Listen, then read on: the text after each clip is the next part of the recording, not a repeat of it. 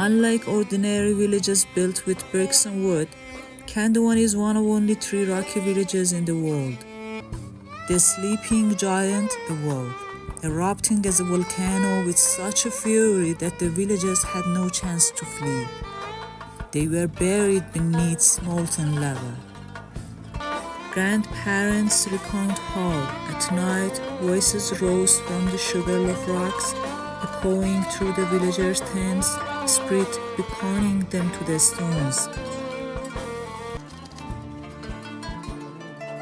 But lately, the spirits have begun murmuring something's new.